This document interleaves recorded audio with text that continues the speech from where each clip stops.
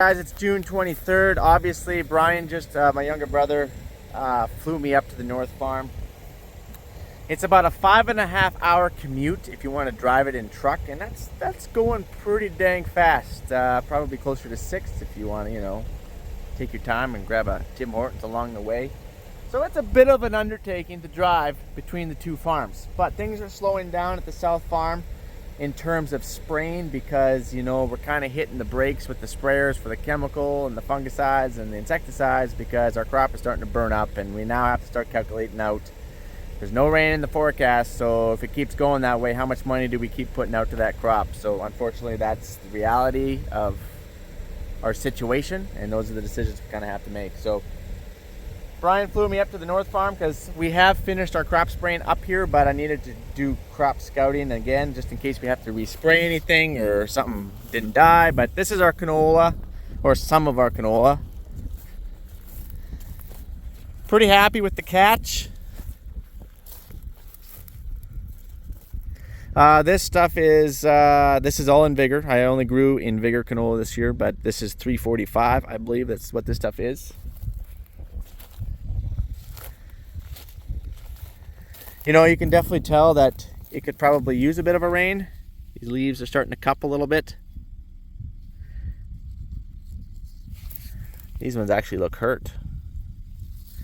There is some kochia in these fields. This here is a kochia, and we have sprayed this for Liberty already. Liberty is the herbicide that you put down.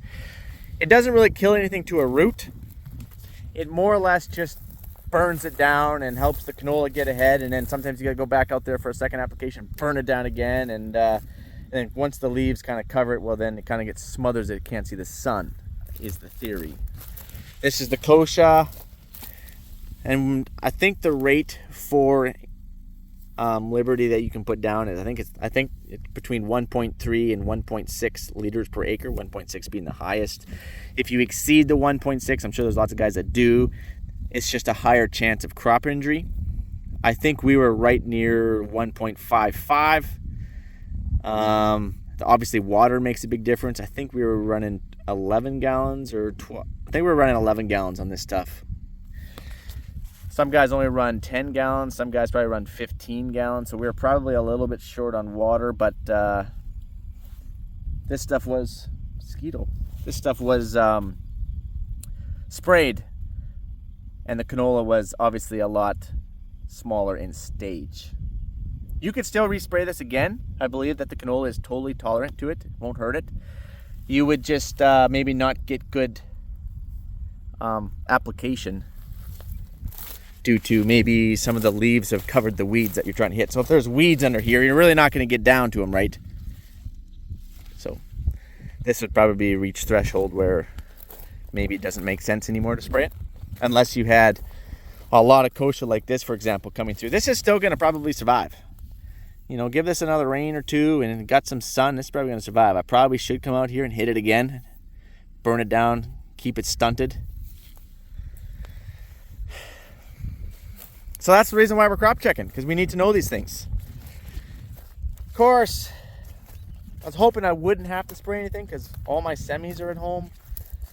That trailer that I brought the skid steer back so Brian could try it is at home, which is obviously my trailer for chemical that I use up here, the cam handler and all that stuff. So obviously I'm also by myself. Ha! Check this out. See this light green strip? You know what this is? This is no fertilizer. So either myself or Cody, I know we were both out here doing some seeding. Looks like they had a whole tower plugged to fert. 1, 2, 3, 4, 5, 6, 7. Yeah, it's probably a whole tower of fertilizer plugged. So here's you go. This is fertilized, not fertilized, fertilized. Looks like it just starts up there. It doesn't go too far. Starts right there. And I guess we'll find out where it ends. Oh, man. That's always frustrating when that happens. This is, again, another reason why you crop to it. Not that there's anything I can do about this. Can't do anything about this. Nope. Well, Mike, why don't you come and spread some fertilizer on that? You would do more damage to your crop trying to do that. It just will be what it will be, and it will be less yield.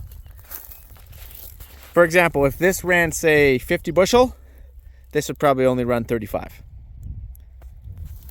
Maybe.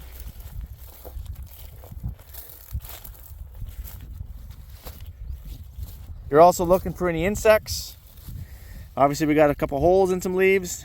Things are looking pretty good. This is just about bolting, like it's just prior to bolting here. Really good coverage. Things are looking pretty good.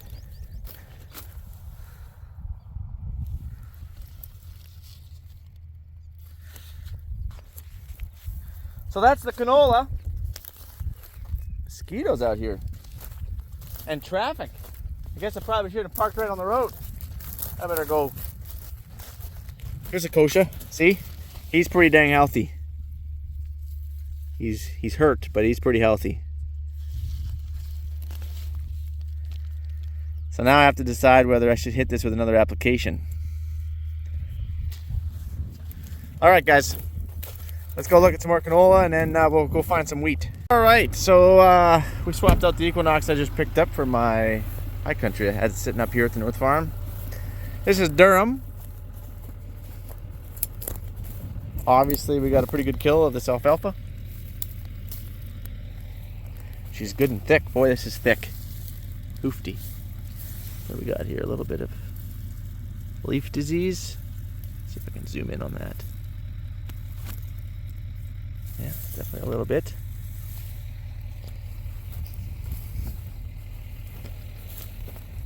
So at this part of the farm, it's gotten a lot more rain.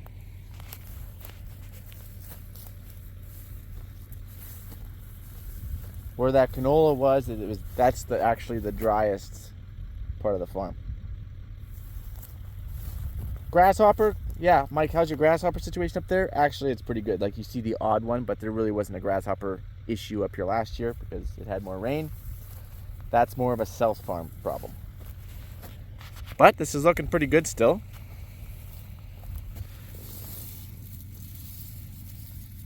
It will be getting a fungicide pretty soon. I can definitely tell it's forming the head out here in the boot. So once it starts popping that head out, we'll be getting geared up for fungicide for Fusarium. It's definitely the thickest I've ever grown Durham. I did that on purpose, trying to make sure I speed it up, bring it in evenly. This is not a Durham growing area.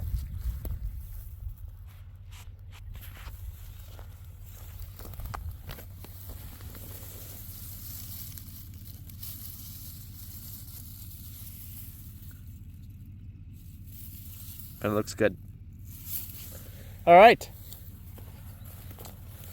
Let's go and see what else we can find. And over here beside the Durham is our mustard. And by far it is the worst crop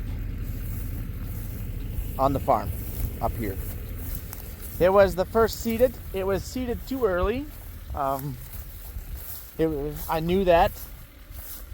But due to we needed to lower the risk of contamination with canola, and as you know that I washed everything out on those drills, so the drill was washed, didn't have a speck of dirt on it, and I knew that I needed to seed that mustard first, because if I would have seeded the wheat and the Durham first, which is what you should have done, then I would have had canola, because the wheat and Durham is going into canola stubble, and you would have canola contamination on your tractor and drill.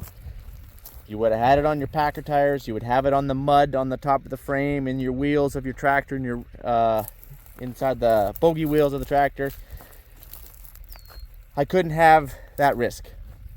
So we seeded our mustard very first. We did a heck of a burn off on it, but alfalfa is hard to kill. And so we have a small hay crop coming. Let's see if I can find it here. Here's a good chunk of alfalfa. You can't hardly tell. We have a pretty good hay crop coming, unfortunately, and you cannot take alfalfa out of mustard. You can on the wheat or the Durham, but not out of any lentil, pea, chickpea, mustard. Canola, you could burn it down, but it'd be kind of like that kochia. It would not burn down very well and just keep coming back. In fact, it might be hardier than kochia. So It's a little patchy on the headlands. Some of these plants are, obviously I didn't get the best germination because some of these are quite behind. Don't worry, they will catch up. It will fill in, but it won't be awesome. It's not gonna be perfect, especially right there. Pretty big spot with nothing. Look at this. It's not optimum. I probably overpacked this. It was pretty dang wet when I was seeding. That's not good. I hope you guys really produce. Oh, and there's flea beetles on it too. Of course there is. This seed was treated for beetles with Lumiderm Helix. Actually, this guy's actually hurt a little bit. He's kind of shriveled up. Oh, good job, Mike. Good job. Let's walk out here. Get off this headland a little bit. Yeah, look at this road. Obviously, so my drill has a few acres on it now. Obviously, it's seeding about 12,000 a year. So, and it's like a 2016 drill, so it's got a few acres on it. So, anyways, our old school packer or depth adjust, we've already changed them out once, but they're starting to wear out enough that even when they're pinned in, I may have mentioned this in a seeding video, the depth is moving on them, even with pins in. So all of a sudden, you can be seeding along and one opener's going 2.5 inches deep when you really only want to go about, I don't know, 3/4 of an inch deep. So obviously, that row won't grow very good. That could be one of them. It's definitely thin. I seeded the mustard actually on the heavier side. Tried to account for some mortality, a higher mortality, because it still is breaking. This is grass, it's breaking. This is not optimum farmland yet. But I guess we'll see what kind of a crop we get out of here. Hoping mustard is not a high yielding crop like canola. So if I could grab a 15 or 20 bushel crop of mustard, I'd be pretty happy with that. I guess we'll find out. Keeps getting some rain. These little ones, they will catch up. It will kind of fill in. But this is not an awesome crop. Not an awesome catch. Not an awesome crop. We'll see when harvest rolls around and see how it comes together. All right, let's go see what else we can find. And now we're at the wheat. This is hard red spring wheat. So this is the field that we had all that trash material. Remember we did that video? I'll maybe put the video in this link if I can remember to do it. I'll put the link to that video, in the description of this video. Wow. If I can remember to do that. But this is looking pretty awesome. So this isn't the worst of the material. It's actually over there on the other side of that slough. We'll wander over there. There was about 40 acres that was really bad. But this looks pretty awesome too. If you're looking for any leaf disease, oh, there's a grasshopper. Right there. Get out of here. You're looking for any damage. I don't see any leaf disease on this stuff.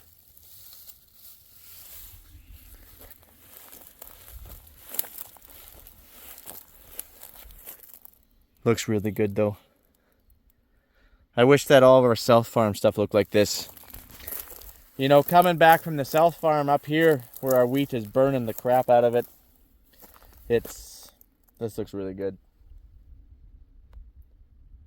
Okay, let's go find where we had all that trash. All right.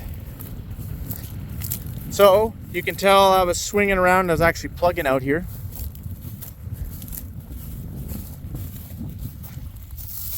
They got the material on the ground. I'll just walk out here a little ways, get off this headland. You can see where I was swinging around, plugging and missing. Boy, this is thick. This is it, you guys. Here's some plug. Dragon plugs. There's another one, another one.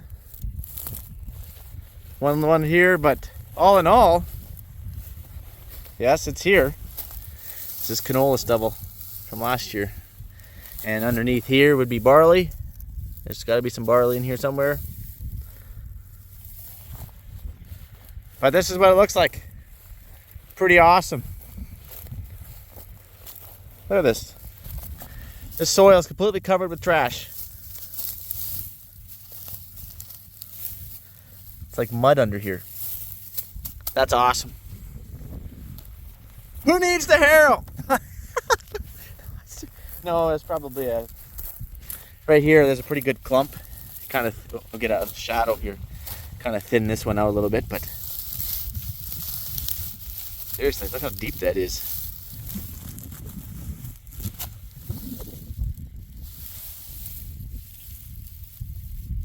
A little bit of... Wander over here. Oh, see this bander? Maybe you can't tell. See if I can zoom in a little bit. This one right up here, it's a little bit lighter than the rest of them. It must have been partially plugged with fertilizer. And it's 2 seed rows here, if you're wondering, 2 seed rows. But the bander puts the fertilizer in the middle. And if it's plugged, and you can kind of tell, just a couple more little plugs there. All in all, this looks pretty good. I'm pretty happy with it. I would say that's success. It's pretty even. So this is the first quarter that I bought up here. Like I said in the last video about it, but it's very even over all the hills. This part of the farm is actually even further south than where that mustard and Durham is, and it's been getting all the rain down here. Like I don't know how much rain they've had, but they've probably had like 6 inches already. Seems like they get about 1 inch or 2-inch shots. One place had 4 inches in one shot. That's actually not good. Comes so fast, it just runs off, fills the sloughs, runs over the road, and normally it comes super hard and it packs the ground and beats down the crop. Although I would take that down south. I would take 6 inches in 6 minutes even. I'd take it all. I'd take anything down south. But that's it, guys. This is the wheat. I'm gonna go further south yet and find some more wheat, but I'm gonna let you guys go. That's kind of the crop tour. Mustard's probably the most disappointing. But you know what? We're going to give that another few weeks or month or so, and it's going to fill in. It will look better. It's probably in its worst looking stage, actually, when it's mid-bolt. It will fill in a little bit better. This is looking really good. Once this gets to head, we'll be hitting all this stuff with Fusarium. But it looks very lush. I hope it keeps getting all the rains, because there's no way that this stuff is very deep-rooted, which is also concerning. But it looks good. A lot of foliage it's got to keep alive. Anyways, I'll catch you guys on the flipper. Adios, amigos.